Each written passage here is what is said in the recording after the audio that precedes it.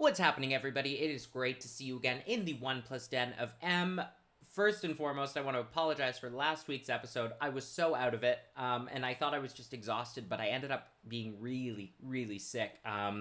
So still getting over that. Fingers crossed, I'm on the mend. So today's episode is going to be a little late just because I didn't want to tempt fate. I wanted to get as much rest as possible instead of waking up at no time in the morning to watch this. So hopefully, if you've seen the episode, you've had a few other reaction videos to watch in the meantime.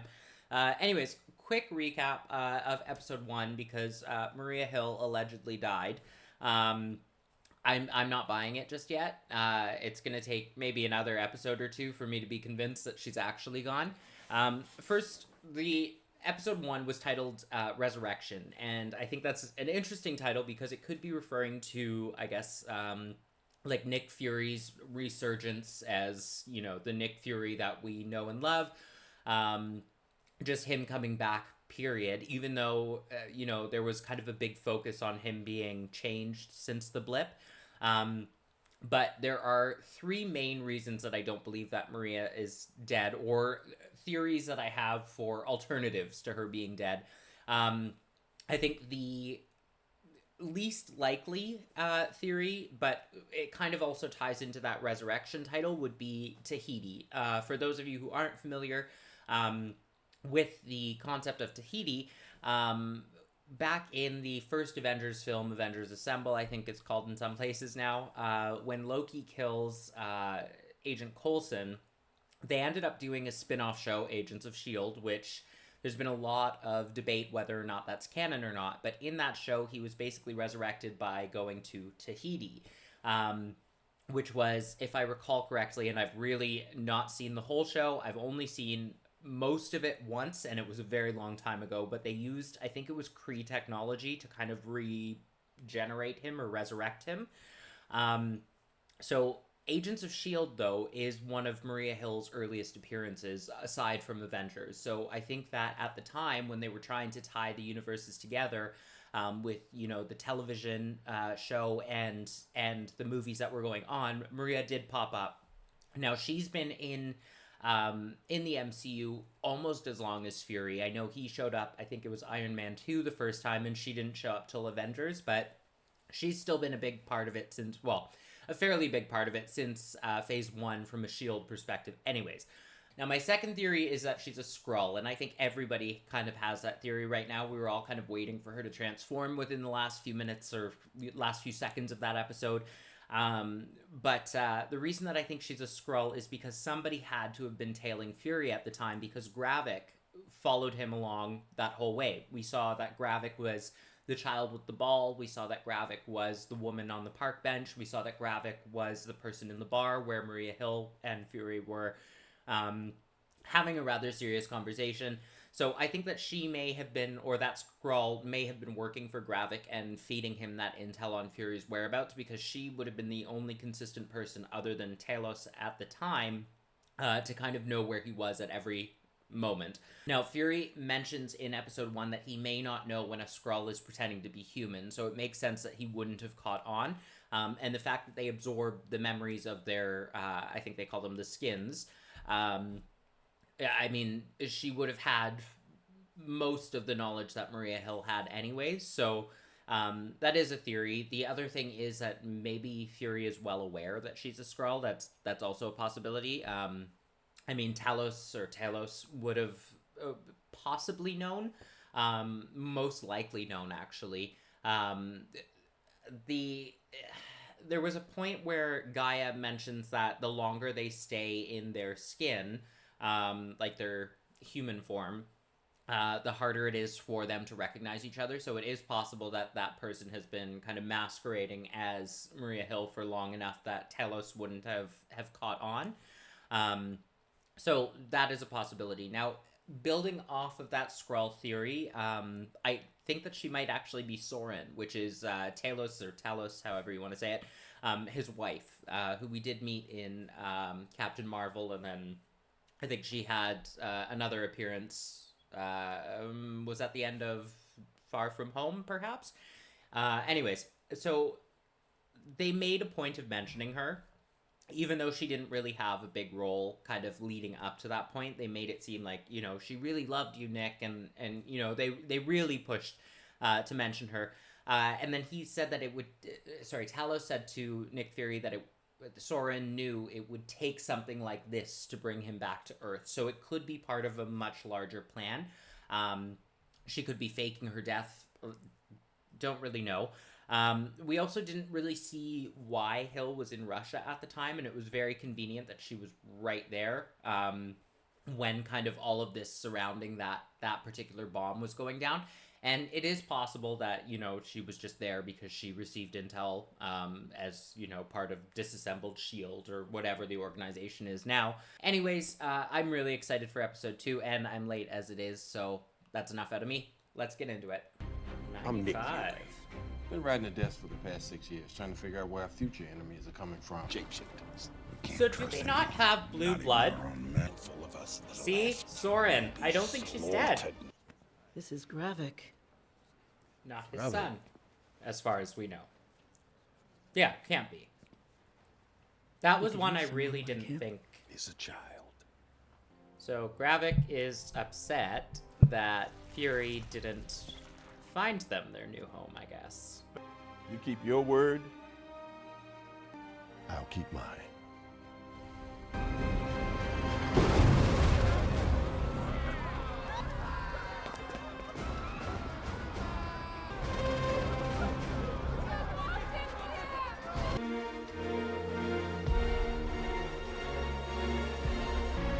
Oh, she's in this one. So Charlene Woodward is rumored to be playing Nick Fury's wife, and I know her from Pose, which is a series that aired on FX. Really, really great series. But I didn't think she'd be showing up this early, but she is like the second or the third person credited in these in the opening credits here. We still haven't seen Hill come back or turn into a Skrull, so I'm a little concerned about that. But rumor is that she's meant to appear in the Marvels, so I really don't know what's kind of going on with that. But I guess there's a limited amount of time for her to return. And she's a Skrull. Oh, it's okay. They've gone. They're here. Who's here? All of us. You're telling me there's 1 million Skrulls walking amongst us right now? You wait. Yeah, that's not happening. Grab it. Please, sit. You murdered over 2,000 innocent humans. Sounds like Dothraki. Therefore, I nominate Gravik to the post of Skrull General. So how long have you known about them? About 15 years ago, I was part of an eyes-only top-secret presentation. We're being invaded, and we can't even tell who the invaders are. Maybe we should call our friends. This is my war, Brody. I need you to back me on this. I'm Nick Fury. Even when I'm out, I'm in.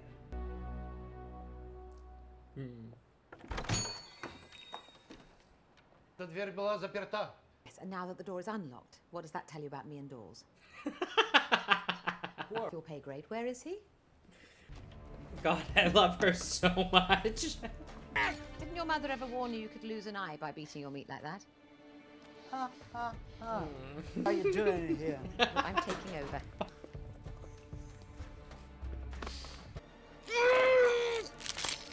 Oh, wow. Well, now that's confirmed. Let's party, shall we? What? Frost Beast. What are you doing in there?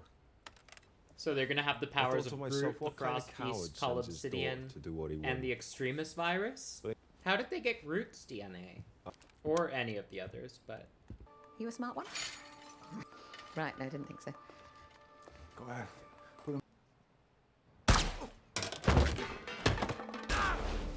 How very Dostoevsky.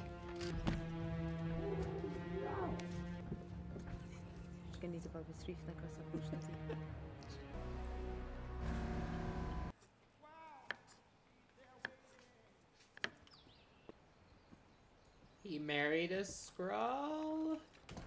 Why is she in Russia, though?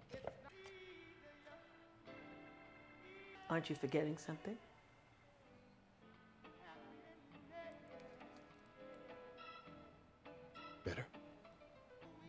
Almost.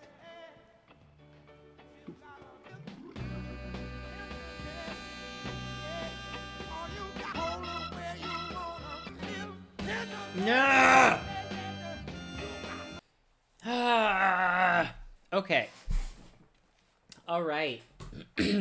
Well, I'm still not entirely convinced that Maria Hill is dead. Yes, we saw the coffin, but we didn't really see the body. And I'm wondering about something, because in the flashback it showed that Skrulls seemed to bleed blue, and that was kind of my thought going into this. And I thought it's going to be kind of easy to to spot them when they're injured because they bleed blue, but apparently they do not, because we saw with why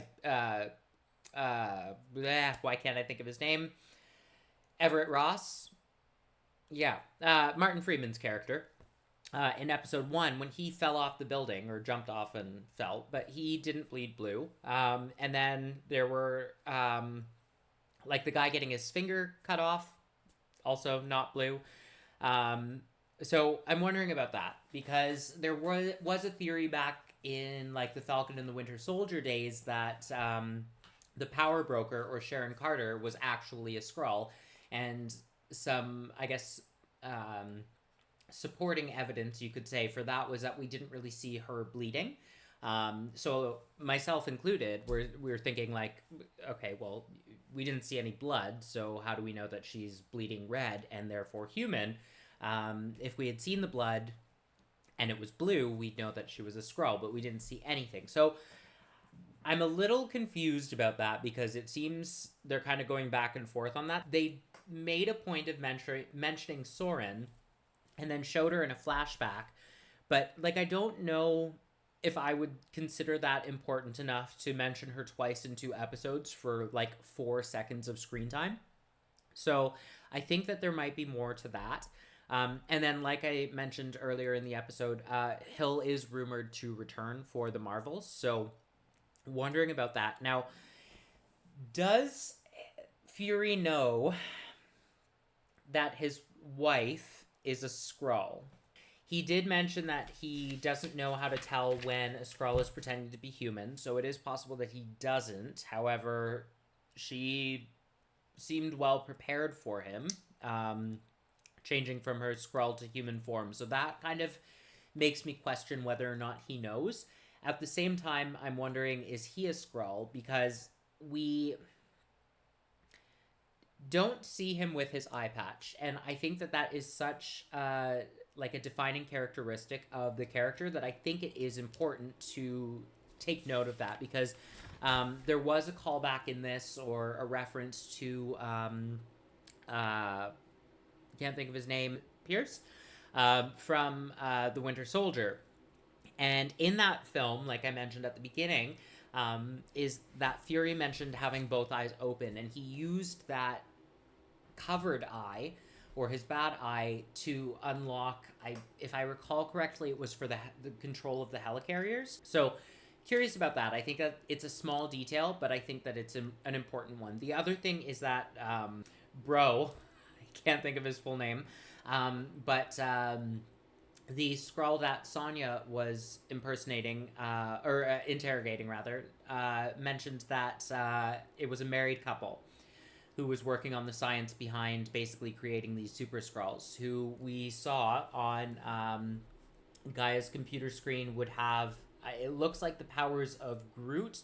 I think it was Colobsidian, the Extremis virus, and there was one more, Frost Beast or something like that. So wondering where they got all that DNA to kind of work with that to create these super Skrulls, but also, is the married couple that is being discussed, is that in fact Fury and his wife that we are now seeing? Like I mentioned earlier, this is definitely a thriller, and I think that other shows in the MCU, other Disney Plus series, they weren't marketed as thrillers, but they were thrilling in the sense that they ended on cliffhangers like this.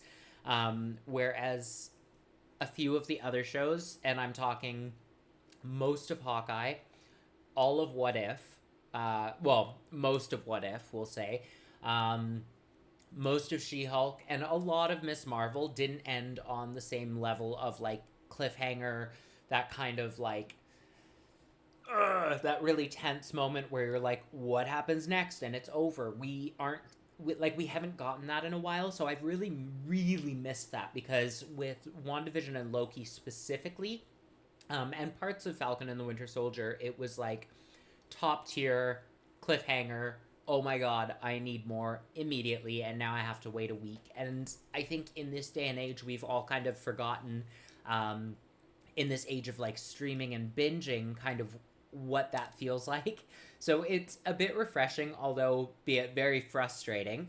It is kind of nice to be back into that territory. It feels very familiar. So I'm liking it. I'm really liking it. This is good. I'm liking it. We're already a third of the way through, though, and that's kind of worrisome, because I think the next 2 episodes are really going to make or break this show in terms of viewership. But I do think that as we approach the 3rd episode, which will be obviously the mid-season, we'll say, we're going to kind of see things coming together. And I think that this is going to be a bit more of a slow burn. Like, it's a little more, like, it's a spy thriller. Like, what do you expect, right? Like, it's not going to be pew pew and you know, powers from everybody and things blowing up. And I don't know if anybody was expecting that, because the actual comic event was quite explosive. Now, they've mentioned the Avengers twice in this episode, and then we've got Rhodey, who's kind of acting a little different, and that could be character development, the loss of Tony, his new role, that sort of thing, him taking on the mantle kind of in a bigger capacity, but it could also be that he's a Skrull. Anybody could be a Skrull. There's literally a million of them, and that's something that I wasn't expecting. I wasn't expecting them to say, yeah, there's a million of us. That's crazy. I think that there's still like a lot to be kind of unwrapped and a lot left to be discovered. You know, we know that Fury ends up back in space, so how did he get back up there? Why is he back up there? Did he even actually come down, or is this some kind of imposter? I really want to know what everybody's theories are. Happy to discuss them, or, you know, in the next video, if it's something that I agree with or disagree with, I can discuss why. But yeah, let me know what you think in the comment section down below. If you're looking forward to episode 3 and any predictions that you might have. As always, thanks again for joining me in the 1+ Den of M. Bye.